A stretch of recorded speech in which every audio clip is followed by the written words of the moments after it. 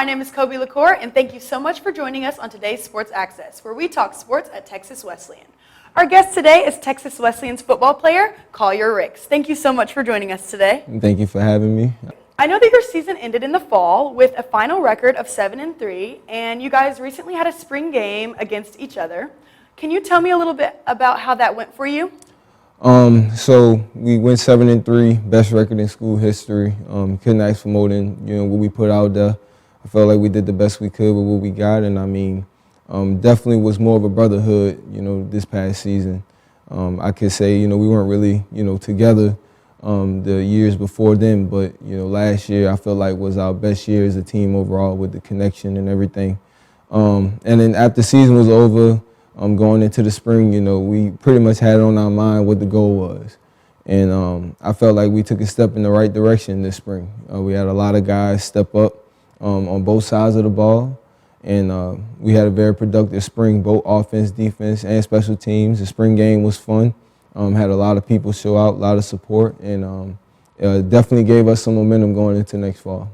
That's great. I want to take it all the way back to the beginning and talk about when did you first start playing football?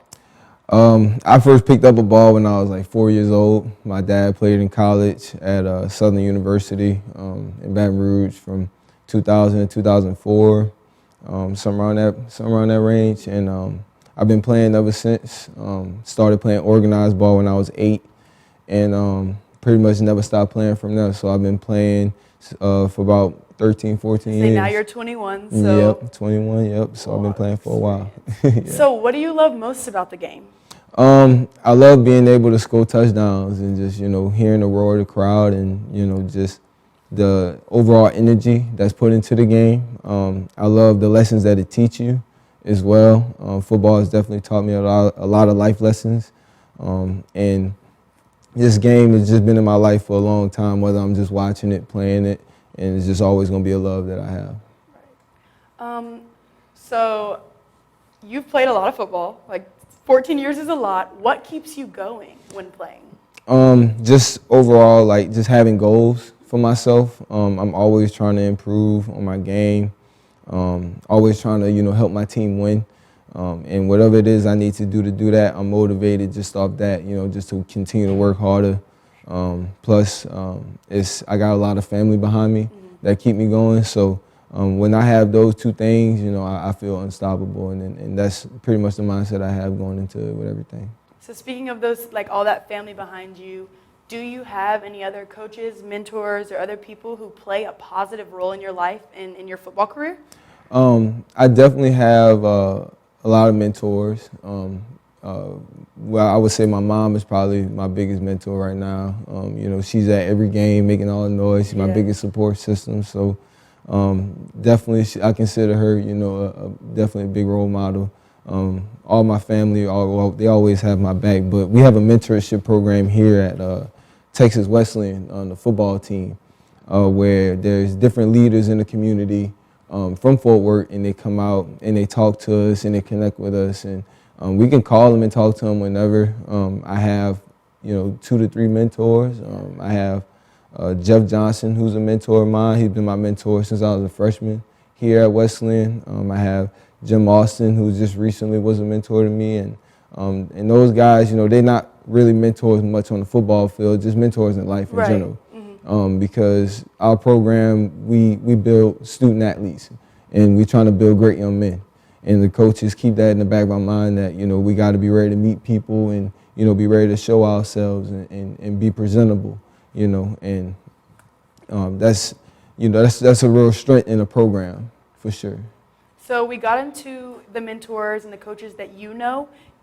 How about an idol that you have? Maybe someone that you don't know, maybe someone that is really inspiring for you, someone that you look up to? Yeah, I have a lot of those. I tend to look at a lot of guys on the pro level. So we talking Julio Jones, Michael Thomas, going back all the way to Randy Moss, Jerry Rice. I watch those guys and I look up to them, and I try to take pieces of their game and put it into mine visually, and I try to apply it. But a lot of training is put into what I do, and I got to make sure that I keep myself ready. And when I'm keeping myself ready, I gotta make sure I keep myself mentally ready and physically ready. And if that means doing everything that they do, that's what it is. It's a lot of work, but you definitely have it. Okay, we're gonna take a quick break, so don't go anywhere, and we'll be right back. This changes everything. When you find out you're going to have a baby, suddenly you know it's time to be more careful with yourself and say goodbye to risky things, like using marijuana. Because the chemical THC can cause serious problems with brain development and growth, or even preterm birth or stillbirth. And if you use marijuana after your baby's born, THC can wind up in your breast milk and be passed along, which can also affect your baby's brain function. So baby your baby. Pass on marijuana. Learn more at samhsa.gov/marijuana. And we're back with our guest, Collier Ricks, and we're going to start right where we left off. How do you mentally prepare for football games? Mentally, I mean, the day before the game, we always have a walkthrough and everything, so I always do my night routine. Waking up the morning of the game, for some reason, I always take a shower. For some reason, I always take a shower like before the game even start. Right. Vibe out to my music, and you know, just thinking about how the game gonna go, and looking at last minute film. You know, trying to read, you know, their defense, and looking at what they doing before the game, and going into pregame. You know, I have these shoes that my girlfriend got me, but it's like, you know, they got my grandmother on them, so I always wear them in tribute to her. And, you know, I always keep on my mind, you know, going into the game, because without her, I wouldn't be here. Right. So that's pretty much my routine. So as far as the physical aspect, what does preparation look like for you and maybe the team? So the team, going into the beginning of the week, usually Mondays we have off. Because we just finished playing the game on Saturday. So Mondays we'll, you know, be off looking at the scouting report, you know, get a little light workout in, and going into Tuesday we start practice. And coaches always preach to us that we win the game Monday through Friday. That's during the week. We got to make sure we have a good week of practice, and Wednesday, Thursday, Friday is walkthrough, and before walkthrough is game time. So during the week is definitely important, you know, considering that we practice for about 28 periods, and it's about 5 minutes per period. So it's a lot of time put into this, and we definitely take pride in it. Okay, so let's talk about your high school career. So you came from St. Amant High School in Louisiana, where you were a district state champion and second on the team in receiving, but you didn't start. And now at Texas Wesleyan, you are one of the star players on the team. So how would you compare your high school football career to your college football career?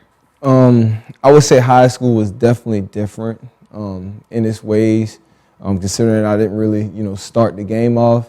But I played a lot, and I got a chance to learn a lot as well. And I learned a lot about patience and, you know, working hard while having that patience. And I remember I used to get up in the middle of the night, you know, asking my mom, like, when my shot was going to come, you know, when I was going to grow, asking all these questions about myself, whether, you know, this game was for me or not. Right. And, you know, my mom just told me, my dad told me, they just told me, like, just stay patient, you know, your time going to come. And somehow it was after high school. I signed at Wesleyan in 2018, took my visit here, like, around early June. July. Well, I came in January actually, before signing day, and Coach P made it felt like home, and the coaches were very friendly, and you know we were talking business, and we knew what we was going to do, and I knew it was a new program coming in, and I didn't want to be a part of something that, you know, was already, you know, built and trying to go high. I wanted to be part of something that was, you know, building from the ground up. And when I heard about the history of the school and like how everything was, you know, since the war, and how the team disbanded and everything, I took a lot of interest into it, and I used it as a, you know, I used it as a part of my decision, you know, because I want to be a part of history. Right. And who wouldn't want to be a part of history, regardless of where it is, you know. I feel like football is football, whether it's NAIA, D1, you know, you still put in that same amount of work, and I'm just blessed to be here. For sure. You definitely have made an impact, and I'm glad you did choose Texas Wesleyan. And your mom was right. You got your shot because you're doing great. But so how have you changed, like as a person? How have you changed from high school to college? High school to college, I would definitely say in high school I wasn't really as, I would say like productive when it comes to what was more important in life, especially like priorities like with school and stuff like that. But you know, I took it more serious. You know, I started to realize how serious it was when I got to college, you know, and I understood the importance of, you know, the education and how it, you know, relates to football. You can't get on the field if you're not taking care of your business in the classroom. And that message was made as clear as day to me, like when I got to college, you know, like high school, I learned that, you know, it was fun, but I mean, it was high school, you know, college is a completely different ballgame. You know, you got to be self-motivated. Right. You got to motivate yourself to get up every morning and, you know, want to do something great. And literally I had to find that motivation and that drive for me to just keep going. And part of that motivation was my grandmother who raised me for a really long time. She taught me pretty much everything I know about God and how important he is in your life and how you need to keep him first. And just, you know, giving me any bit of wisdom that she could have around that time that she was here. But I'm thankful for her and what she has taught me, because without that, I wouldn't be in this position I am. And I had to learn a lot about time management. Time management is real crucial because every minute counts. Every hour counts. And if you're missing out on that hour, that's an hour you're missing out on possibly, you know, excelling yourself, right. You know, exceeding the expectation. So that's pretty much what it was for me, having to realize, find those things that I had to do to, you know, improve myself. Right. And so, yes, live every moment like your last, for sure. And you talked a lot about time management. So is there anything else besides time management that you would tell your younger self before coming into college? I would say not to get caught in too much into the distractions, because there were definitely a lot of distractions on the way to where I am now. I'm about to graduate in May, so it's really exciting. And looking back on it now, it's like, you know, all those distractions that I had to pass up, it's like, you know, be prepared for those, you know, because it's easy to fall into them and get caught off track. But it's about how you shake back. It's not how about you fall. Okay, and then speaking of you being a young college freshman, you came to Texas Wesleyan in the second year of the revival of the football program since 1941. Yeah. And you made such an impact on the football program. So now let's talk about why you decided to come to Texas Wesleyan in the first place. I mean, I came here to Fort Worth. I never really been to Fort Worth before. Like before coming here, like to visit, I never really been to Fort Worth. Right. I don't really remember coming to Dallas either, so like, you know, the area overall was just, you know, nice for me, considering, you know, how everything was, you know, close to the city and stuff. And came here on campus, and they was talking about how the teachers here, you know, are, you know, real close with the students, and about, you know, how there's not too many students in the classroom. And literally there's so many strengths as to how I ended up choosing Wesleyan over, you know, all other schools that, you know, offered me. I don't really remember how many offers I had at the end of my senior year, but I know this school's the one that, you know, gave me the best opportunity. I was blessed enough to come in 2018 as a freshman and start on the offense. Offensive coordinator gave me a shot, and I took advantage of it. Got hurt in the maybe fourth or fifth game of my freshman year, and I was, you know, pretty much just rehabbing throughout the rest of that year, and I ended up playing the last 2 games of my freshman year. Going into sophomore year, I was a starter again, and except the bar was set more high for me. So I was, you know, working harder, doing things outside of, you know, team stuff that could help me, you know, excel my game. Yeah. Going into junior year, which was COVID, was real tough because we wasn't able to do anything together. You know, you couldn't really be around too many people. And now that we was quarantining a lot. I got placed on quarantine maybe twice last year, and I didn't even catch COVID, knock on wood. And I ended up getting hurt COVID year, tore my PCL. I didn't need surgery or anything like that, but we played 2 games, and I sat out for those 2 games. couldn't play, and then NAIA released that the COVID year wasn't going to count. They was going to use it as a red shirt. So this past year was considered my red shirt junior year.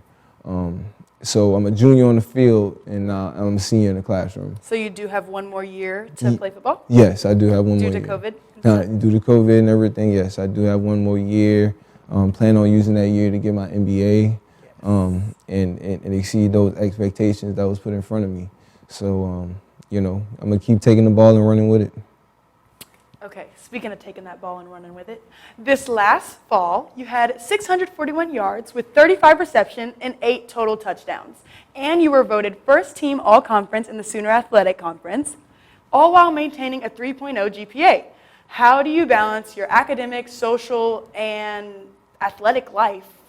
Like, how do you balance all those? Like, that's a lot. I mean, actually, it just come down to decision making. Like, you know, trying to find out what it is that's more important based off the situation you're in. So, you know, I could get out of practice, you know, and be like, you know, I'm tired. I got all this homework I got to do. But then it's like I got to go to the training room, take care of my body. Yes. You know, my body. I got to take care of my body. That's important too. You know, that's the only way I keep going. And I feel like a lot of people don't really, you know, take that. Like, you know, you got to take care of your body in order to keep doing this, because it's a lot of mental and physical stress on your body to do what we do as student athletes. And balancing everything out is just pretty much decision making. What's more important at that time? And that's pretty much what it was for me. And balancing school and football out, you know, ended up being a strength. You know, I maintained the 3.0. It took me a while to get to that 3.0 because I had a real slump my sophomore year, because I went through, you know, some grief and everything, losing my grandmother sophomore year, and you know, I had to pick myself up. I had to use her as my motivation. Keep you going. And exactly, and figuring out what's more important, and that's really all it was. What's more important is what comes first. Right. So do you have academic goals? And what are they?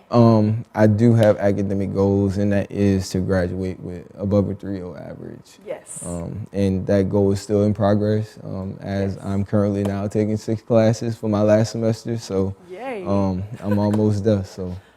And then do you have athletic goals?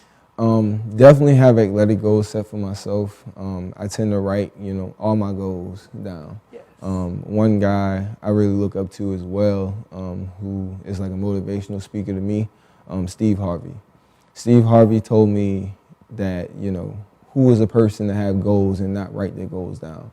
Who is a person to not achieve goals that they don't have written down that they can see every single day? And that stuck with me, and I kept my goals right above my door. Whenever I leave out, I look at my goals, and whenever I come back, turn around, I look at my goals. I make sure I keep my goals in the back of my mind. Have you marked any goals off? I definitely marked, you know, a few goals off, not all of them, but I'm still trying to, you know, get better each and every year. Work in progress, for right, sure. Exactly, For sure. Always. All right, we'll be right back after this message. We all want our kids to grow up safe and healthy, so we show them how, and we tell them with honest conversations that let them know what we expect. That's especially important when it comes to alcohol and other drugs. Kids need to know the dangers and how to avoid them. And when it comes to pain medications, opioids, they need to know that they should never be taken without a prescription and never shared with friends or family. It's dangerous and illegal. So talk with your kids, because when you talk, they hear you. And we're back with our guest, Collier. Thank you so much for being here once again. So we've talked a lot about football, so now let's talk about your other things and hobbies that you enjoy doing outside of football. Do you have any hobbies or interests that you like to do? I love music, so I love listening to music. And whenever I was young, actually, I played drums in church. And like I used to play the piano a little bit. I went to like music school and stuff like that back when I was like 9, 8 years old. So like music always been like a passion of mine. You know, who doesn't like playing video games in our generation? I mean, I was born in 2000. So I mean, you know, all my hobbies are, you know, just chilling and relaxing and you know, just reflecting mainly. For sure. Okay. So you've been playing here for the Rams all 4 years, since Yes. 2018, and now you're a senior. At what point do you feel like there's too much football or you're all burnt out from the sport? It's never too much football for me. Football is year round. I'm always working on my craft. I've actually started putting money into, myself when it comes to getting one-on-one training, on figuring out ways to improve my technique and, my route running and stuff like that. So I'm actually, trying to take bigger steps in, my career and trying to improve. And time is crucial in that, and that's year round, whether that's eating right, working out in the weight room, going on the field, just running in general, staying conditioned. Because as a receiver, we run around a lot, so, got to stay conditioned and, just knowing that everything is important, and I take this game serious because it's just a love I've always had for a long time. And, football is year round for me. It never stops. How do you feel about this being your last year playing football in college? I'm definitely blessed with the career I've had here. God has definitely blessed me coming here because before my freshman year of high school, I wouldn't tell you whether I would be playing football or not because I didn't believe in myself at one point, and God just has been so good to me, and with the help of my family and friends and people who've came in my life and made an impact and helped push me, I wouldn't be where I am. And I'm just so thankful for that. And this last year, is definitely going to be one to remember for me, for sure, because football is just going to always be a love that I have. What are your career plans and athletic plans when you are done? Do you plan to keep playing? Is that the goal? Do you have anything else that you want to do? I feel like I want to take a shot, at playing at a professional level, whether that's, regardless of anything. Any professional level I could play at, definitely want to take a shot for it. If football, doesn't work out for me, definitely got to have my plan B. I'll be getting my degree in sports communications with a minor in business administration. I'm into marketing. So just recently I was working an internship where I was doing social media marketing for a nonprofit organization. And that was real fun. I was able to develop a lot of skills, in that aspect. And, I'm just, pretty much going where God want to take me in my journey. And I'm always open to learning new things. And I've learned a lot, in my journey at Wesleyan, and Wesleyan has definitely brought me definitely brought me a lot of blessings, I want to say, because I've met a lot of great people, and this journey doesn't end, it'll always be a journey. Keep going. So, with you being a mass communications major in that field, is there ever going to be room to coach, or have you ever thought about being a football coach? I would say I have thought about coaching because I feel like there's a lot to give back to the game that I've gained from a lot of great people who I've worked with. I remember one time I worked with Michael Lewis. My dad got me a link with Michael Lewis. He taught me a lot about playing receiver and technique and stuff like that. Michael Lewis used to play for New Orleans Saints. It was my favorite team. Who that? They used to call him the Beard Man. He got picked up, and he wasn't even he wasn't like a draft type of guy. He got picked up from delivering beer and stuff like that, which was pretty cool. Yeah, and he helped train me a little bit and taught me some things right there at Joe Keller Stadium in Reserve, right next to the Place where I'm from. So I definitely got a lot of knowledge that I've gained from a lot of great people I've learned from to give back to the game. And my little brother, he playing football right now. And I'm definitely proud of him. I be seeing him work out and, getting some work in and stuff like that. And he always asking me questions about, playing ball and the responsibilities that come with it and stuff like that. And I just do what I can to give back to him too, because, I want to see him be better than me, right? You're already coaching, like the young ones. Yeah, I have 3 siblings, one little brother, 2 little sisters. Joshua, Case, and Tia. I love all 3 of them. And what I'm doing is pretty much, just so they can see what I'm doing and be better than me. And just know, I just want them to know that I love them. Sure. Well, thank you so much for joining us today. It was my pleasure to have you. We learned so much about your football career and your experiences here at Texas West and what you have planned for the future. So thank you for that, and thank you for everyone who tuned in to today's Sports Access. Be sure to follow us on our social media on Facebook at The Rambler, on YouTube at The TWU Rambler, and on our Twitter, Instagram, and TikTok at The Rambler TWU. My name is Kobi Lacour, and this is Rambler TV. Rambler TV.